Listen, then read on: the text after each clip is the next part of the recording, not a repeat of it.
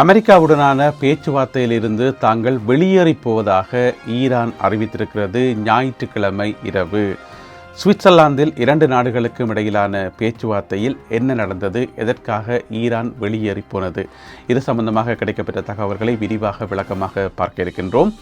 ஐரோப்பாவை வாட்டி வதைக்கிறது கடுமையான வெப்பம், அது குறித்த செய்திகளையும், பிரித்தானியாவினுடைய பிரதமர் கியர் ஸ்டார்மர் அவர்கள் பதவி விலகப் போவதாக தகவல்கள் வெளிவந்திருக்கின்றன, அது குறித்தும் இந்த காணொலியில் விரிவாக விளக்கமாக பார்க்கலாம். தமிழடியான் வேர்ல்டு யூடியூப் சேனலுக்கு உங்கள் அனைவரையும் வருகவென அன்புடன் வரவேற்கின்றேன். வாருங்கள் காணொலிக்குள் போகலாம். மத்திய சுவிட்சர்லாந்தில் இருக்கக்கூடிய ஒரு அழகான இடம், மிக மிக அழகான இடம் என்று சொல்லலாம். நீங்கள் எல்லாருமே கேள்விப்பட்டிருப்பீங்கள் லுசர்ன் ஏரி என்று சொல்லி. அந்த லுசர்ன் ஏரியினுடைய கரையில் ஒரு மலை உச்சியில் ஒரு தனியாருக்கு சொந்தமான ஒரு பங்களான்னு சொல்லுங்களேன், ஒரு ரிசோர்ட் உண்டு.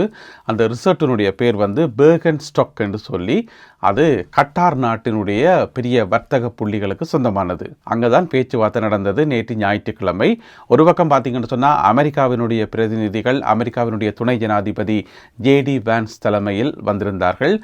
அந்த குழுவில் ஜேடி வான்ஸோடு சேர்த்து அமெரிக்காவினுடைய பேச்சுவார்த்தை குழுவில் எப்போவுமே இருக்கக்கூடிய ஜாரெட் குஷ்னர் அவர் வந்திருந்தவர். அதே போல் டொனால்ட் ட்ரம்ப் அவர்களுடைய சிறப்பு தூதுவர் ஸ்டீவ் விட்கோஃப் ஆகியோர், இந்த 3 முக்கியமானவர்களும் இன்னும் நிறைய பேர் வந்திருந்தார்கள். இங்கால ஈரான் பக்கம் பார்த்தீங்கன்னு சொன்னால் ஈரானினுடைய பாராளுமன்ற சபாநாயகர் முகமது பாகர் கலிஃபப் அவர் வந்திருந்தவர்.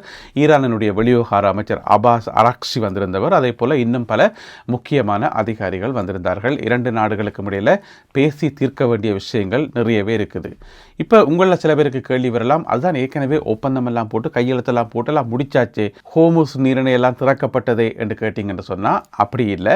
அது ஒரு முதல் கட்ட ஒப்பந்தம் என்று சொல்லலாம். 60 நாட்களுக்கு யுத்த நிறுத்தத்துக்கான ஒரு ஒப்பந்தம் தான். இந்த 60 நாள் காலப்பகுதியில் ஏனைய முக்கியமான விஷயங்கள் எல்லாத்தையும் பேசி தீர்க்கணும். மிக முக்கியமாக அணுவாயுத உற்பத்தி, ஏற்கனவே செறிவூட்டப்பட்ட யுரேனியத்தை என்ன செய்கிறது, இந்த மாதிரி கணக்க விஷயங்களை பேசி தீர்க்க வேண்டியிருந்தது 2 நாடுகளும்.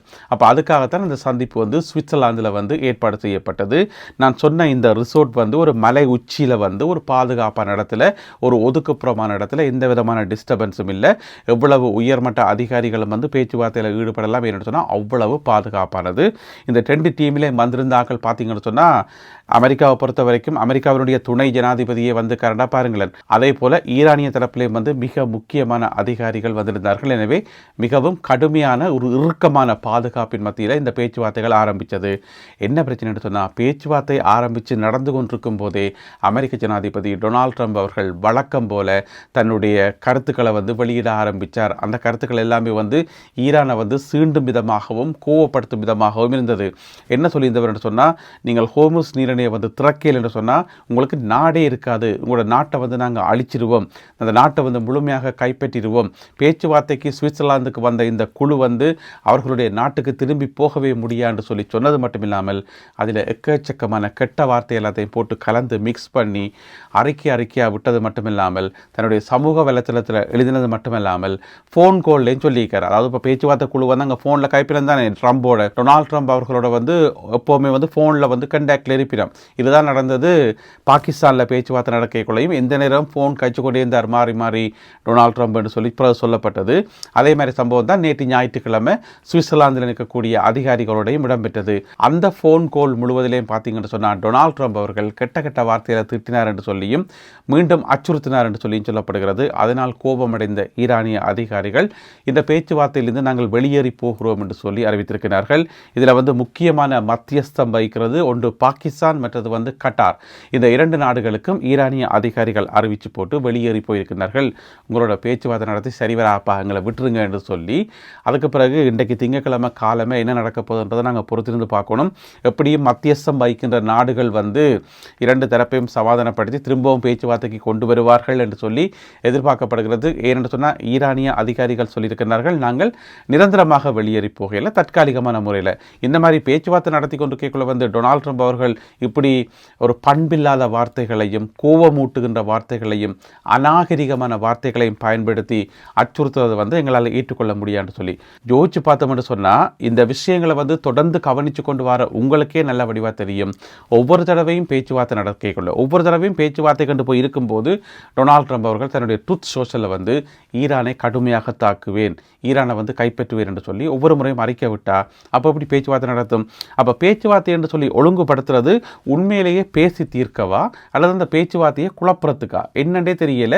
ஏன் பேச்சுவார்த்தை நடத்துகிற அந்த டைமில் போயிட்டு இப்படியான அறிக்கைகளை விடணும்னு சொல்லி அதுவும் எனக்கு விளங்கவே இல்லை.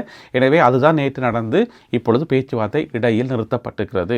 இதுக்கிடையில் 2 நாட்டு பிரதிநிதிகளும் ஒன்றாக சந்தித்து ஒரு குரூப் ஃபோட்டோ ஒன்று எடுக்கலாம், எல்லாரும் சேர்ந்து கை குலுக்கி ஒரு படம் எடுத்து சந்தோஷமாக அதை உலகத்துக்கு வெளியிடலாம்னு சொன்னால் அதற்கு வந்து ஈரானிய அதிகாரிகள் வந்து மறுப்பு தெரிவித்திருந்தார்கள்.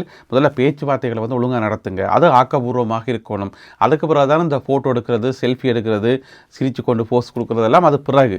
முதல்ல வந்து பேச்சுவார்த்தை ஒழுங்காக நடத்தணும் என்றதான் ஈரானுடைய கோரிக்கையாக இருந்தது. அப்போ ஈரான் வந்து திரும்ப திரும்ப வலியுறுத்தின விஷயம் என்ன சொன்னால், புதிதாக நாங்கள் எதையுமே பேச வேண்டாம், புதுசாக பேசுறதுக்கு ஒன்றுமே இல்லை, அது அணுவாயுத உற்பத்தி, அணுவாயுதம் செறிவூட்டல், யுரேனிய பிரச்சனைகள் எல்லாம் இருக்குது, அதை நாங்கள் பிறகு பேசுவோம். முதல்ல வந்து ஏற்கனவே ஒப்புக்கொள்ளப்பட்ட விஷயங்களை வந்து நடைமுறைப்படுத்துங்கப்பா. லெபனானில் வந்து யுத்தத்தை நிறுத்துறோம் என்று சொல்லி நிறுத்தவே இல்லை. நேற்று முன்தினம் சனிக்கிழமை கூட 20 பொதுமக்கள் கொல்லப்பட்டிருந்தார்கள் லெபனானில் வந்து. அப்போ ஒவ்வொரு நாளும் வந்து பொதுமக்கள் தொடர்ந்து கொல்லப்பட்டு கொண்டிருக்கும் போது லெபனானில் யுத்தத்தை நிறுத்தணும்ன்றது முக்கியமான ஒரு நிபந்தனையாக இருந்தது. அப்போ அந்த நிபந்தனையை வந்து நீங்கள் ஏற்றுக்கொள்ளல, அதையே நீங்கள் மதிக்கல என்று சொல்லும்போது அதுக்கு பிறகு மற்ற விஷயங்களை பேசுறதுல எந்த விதமான அர்த்தம் இல்லை என்றது ஈரான் தரப்பு வாதமாக இருந்தது. இதுக்கிடையில் அமெரிக்க ஜனாதிபதி டொனால்ட் ட்ரம்ப் அவர்கள் நேற்று ஞாயிற்றுக்கிழமை ஒரு நண்பகல் வேளையில் வந்து ஒரு எச்சரிக்கை ஒன்றை விடுகின்றார். ஈரான் வந்து உடனடியாக தன்னுடைய ப்ராக்ஸி அமைப்புகளுக்கு, அதாவது இப்போ லெபனானில் செயற்படுற ஹெஸ்புல்லா அமைப்பாக இருக்கலாம், ஹமாஸ் அமைப்பாக இருக்கலாம், மற்ற அமைப்புகளாக இருக்கலாம், எல்லா ப்ராக்ஸி அமைப்புகளையும் வந்து உடனடியாக நிறுத்தணும், அவர்களுக்கு நிதி உதவி வழங்குறது, ஆயுத உதவி வழங்குறது, அவர்களை இயக்குறது எல்லாத்தையும் வந்து உடனடியாக கைவிடணும் என்று சொல்லி மிரட்டியிருந்தார் அமெரிக்க ஜனாதிபதி டொனால்ட் ட்ரம்ப் அவர்கள். எனவே அதுக்கு வந்து ஈரான் உடனடியாக சம்மதம் தெரிவிக்கலை. எடுத்தெடுப்பில் வந்து ப்ராக்ஸி அமைப்புகளை வந்து எங்களால் வந்து நிறுத்த முடியான்னு சொல்லி. எனவே அதிலேருந்து ஆரம்பித்து பிறகு பார்த்தீங்கன்னு சொன்னால் நேற்று ஞாயிற்றுக்கிழமை நண்பகல் வேளையில் ஈரானிய தரப்பில் இன்னொரு செய்தி வந்தது. இஸ்லாமிய புரட்சிகர காவல் படையினுடைய அறிவிப்பு, ஹோமுஸ் நீரிணை மூடப்படுவதாக. எனவே நேற்று ஒரு பின்னேரம் போலவே ஆரம்பிச்சிட்டது பிரச்சனை, கொஞ்சம் கொஞ்சமாக அரசல் புரசலாக ஆரம்பிச்சிட்டது. இரவு வந்து அப்படியே முத்தி வெடிச்சிட்டு சொல்லலாம். இப்பொழுது ஈரானுடைய பேச்சுவார்த்தை குழுவினர் வெளியேறி நேற்றிரவு அந்த பேச்சுவார்த்தை அப்படியே நிறுத்தப்பட்டிருக்கிறது. இந்த ஞாயிற்றுக்கிழமை காலை என்ன நடக்கப் போகுது என்பதை நாங்கள் பொறுத்திருந்து பார்க்கணும். இதுக்கிடையில் அமெரிக்க ஜனாதிபதி டொனால்ட் ட்ரம்ப் அவர்கள் என்னென்ன வார்த்தைகள் எல்லாம் பயன்படுத்தி என்ன ஏசினார் என்று சொல்லி அது சம்பந்தப்பட்ட விவரங்கள் வெளியாகி இருக்குது. ஆனால் அதை வந்து நான் உங்களுக்கு சொல்ல முடியலை என்று சொன்னால் கட்டாயம் பீப் சவுண்ட் போடணும். அப்படியான வார்த்தை பிரயோகங்களை பயன்படுத்தி கோபத்துடன் ஏசியிருந்தார் அமெரிக்க ஜனாதிபதி டொனால்ட் ட்ரம்ப் அவர்கள். இதற்கு ஈரானினுடைய பேச்சுவார்த்தை குழுவினுடைய தலைவரும் பாராளுமன்ற சபாநாயகருமாகிய முகமது பாகர் கலிஃபப் வந்து தன்னுடைய எக்ஸ் வலைத்தளத்தில் ஒரு பதிவோடு போட்டிருந்தவர் நேற்றிரவு என்னென்னு சொன்னால், அமெரிக்கா தன்னுடைய வார்த்தைகளில் வந்து கவனமாக இருக்கணும், மரியாதையாக கதைக்கணும், அப்போ தான் பேச்சுவார்த்தைகள் சுமூகமாக நடக்கும் என்று சொல்லி அவர் தன்னுடைய எக்ஸ் வலைத்தளத்தில் வந்து எழுதியிருந்தார். எனவே ஒட்டுமொத்தமாக பார்க்கக்குள்ள நேற்றிரவு பேச்சுவார்த்தைகள் வந்து குழம்பிவிட்டன. இனி அடுத்த கட்டம் என்ன என்பதை நாங்கள் பொறுத்து பார்ப்போம். இதுக்கிடையில் வந்து ஐரோப்பாவை வாட்டி வதைக்க ஆரம்பித்திருக்கிறது கடுமையான வெப்பம். எல்லா இடம் வந்து ஒரே வெயில் மயம். இங்கே பிரித்தானியாவாக இருக்கலாம் அல்லது ஏனைய ஐரோப்பிய நாடுகளாக இருக்கலாம், எல்லா இடம் வந்து அப்படியே கொளுத்தி எரியுது வெயில். இங்கே பார்த்தீங்கன்னு சொன்னால் பிரான்ஸில் தான் ஆக மோசம்னு சொல்லலாம். 40 பாகை செல்சியஸ் வரைக்கும் வெப்பநிலை பதிவாகி இருக்கிறது. அதிலையும் இன்றைக்கு திங்கட்கிழமை பார்த்தீங்கன்னு சொன்னால் பிரான்ஸில் இருக்கக்கூடிய 49 மாவட்டங்களில் வந்து கடும் வெப்பம் இருக்கும் என்று சொல்லப்படுகிறது. இதுக்கு முதல் வரலாற்றில் இப்படி பெருந்தொகையான மாவட்டங்களில் ஒரே நேரத்தில் வந்து வெப்பநிலை வந்ததில்லை என்று சொல்லப்படுகிறது. பிரான்சினுடைய மேப் எடுத்து பார்த்தாலே ஃபுல் அண்ட் ஃபுல் ரெட்டில் இருக்குது. ஏனென்று சொன்னால் அவ்வளவு வெப்ப அலைகள், அவ்வளவு சிவப்பு எச்சரிக்கை வந்து விடுக்கப்பட்டிருக்கிறது. நேற்று பார்த்தீங்கன்னு சொன்னால் பிரான்ஸில் வந்து இசை திருவிழா ஒவ்வொரு வருஷமும் ஜூன் மாதம் 21 இசை திருவிழா கொண்டாடுறது. அப்போ இசை திருவிழாவுக்கு வந்து நிறைய நிகழ்ச்சிகள் வந்து நேற்று ரத்து செய்யப்பட்டிருந்தன. பொதுமக்கள் வந்து வீதிக்கு வர வேண்டாம், மிக முக்கியமாக முதியவர்கள், மற்றது உடல்நிலை இயலாதவர்கள், இந்த மாதிரி ஆட்கள் எல்லாம் வந்து நீங்கள் வீட்டிலே இருங்க, வெளியில் வர வேண்டாம்னு சொல்லி அரசாங்கத்தால் அறிவிக்கப்பட்டிருந்தது. இருந்தாலும் கூட நேற்று பிரான்ஸ் முழுவதும் நடைபெற்ற இசை திருவிழாவில் பல லட்சக்கணக்கான மக்கள் கலந்து கொண்டு வீதிகளில் தங்களுடைய இசை கொண்டாட்டங்களில் ஈடுபட்டதாக தகவல்கள் வெளியாக இருக்கின்றன. இங்கே பிரித்தானியாலையும் பார்த்தீங்கன்னு சொன்னால் பயங்கர வெயில். அதிலையும் பார்த்தீங்கன்னு சொன்னால் நாளைக்கு செவ்வாய்க்கிழமை, நாளை மறுதினம் புதன்கிழமை எல்லாம் வந்து நினைச்சே பார்க்க முடியாத அளவுக்கு 35 பாகை 36 பாகை இந்த மாதிரி வெப்பநிலை உயர்ந்து கொண்டு போகுது. எனவே இந்த கிழமை முழுக்கவே பார்த்தீங்கன்னு சொன்னால் கடுமையான வெப்ப அலைகள் ஐரோப்பாவை வாட்டி வதைக்க இருக்கின்றன. எனவே ஐரோப்பிய நாடுகளில் இருக்கக்கூடிய எங்களுடைய சொந்தங்கள் நாங்கள் எல்லாரும் நிறைய தண்ணி குடிக்கணும், முடிஞ்ச வரைக்கும் பாதுகாப்பாக இருக்கணும். எங்கேயாவது பீச் அங்கே இங்கே போகிறதாக இருந்தால் அந்த சன் க்ரீம் எல்லாம் பூசி எங்களை முடிஞ்ச வரைக்கும் பாதுகாப்பாக இருக்கணும். அதிக அளவு தண்ணி குடிக்கணும், அது மிக மிக முக்கியமானது. சரி, காலநிலை வெப்பநிலை இந்த மாதிரி அனல் வீசிக்கொண்டிருக்கும் போது பிரித்தானியாவினுடைய அரசியலில் அதை விட பயங்கரமான அனல் வீசிக்கொண்டிருக்கிறது. பிரித்தானியாவினுடைய பிரதமர் கியர் ஸ்டார்மர் அவர்கள் எந்த வேளையிலும் பதவி விலகலாம் என்று சொல்லி நேற்று ஞாயிற்றுக்கிழமையிலிருந்து ஒரே செய்திகள் மாறி மாறி பிரேக்கிங் நியூஸ் வந்து கொண்டிருந்தது. பதவி விலகப் போகிறார் என்று சொல்லி. ஆனால் பிரதமர் கியர் ஸ்டார்மர் அவர்கள் வாய் திறந்து ஒரு வார்த்தை இதுவரைக்கும் சொல்லல. மிக விரைவில் அந்த அறிவிப்பை அவர் வெளியிடலாம் என்று சொல்லி தகவல்கள் வெளியாகி இருந்தன. அமெரிக்க ஜனாதிபதி டொனால்ட் ட்ரம்ப் அவர்கள் எல்லாரையும் முந்திக் கொண்டு திடீரென்று பார்த்தீங்கன்னு சொன்னால் தன்னுடைய ட்ரூத் சோஷலில் ஒரு பதிவொன்றை போட்டு விட்டார். என்னென்று சொன்னால் பிரித்தானியாவினுடைய பிரதமர் கியர் ஸ்டார்மர் அவர்கள் பதவி விலகப் போகின்றார்.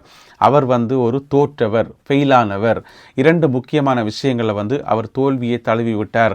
எனவே அவருக்கு என்னுடைய வாழ்த்துக்கள் என்று சொல்லி தன்னுடைய ட்ரூத் சோஷியலில் போட்டார்.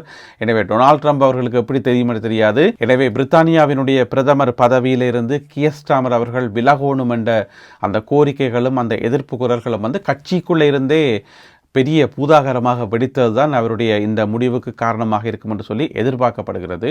எனவே இன்னும் ஒரு சில மணி நேரங்கள் நாங்கள் பொறுத்திருந்தோம் என்று சொன்னால் அதற்கு ஒரு தெளிவான பதில் கிடைக்கும். எனவே காத்திருப்போம். இந்த காணொலியில் பகிர்ந்து கொள்ளப்பட்ட இந்த செய்திகள் தகவல்கள் தொடர்பான உங்களுடைய கருத்துக்களை மறக்காமல் கீழே எழுதுங்கள். மீண்டும் சந்திப்போம் உறவுகளே. நன்றி, வணக்கம்.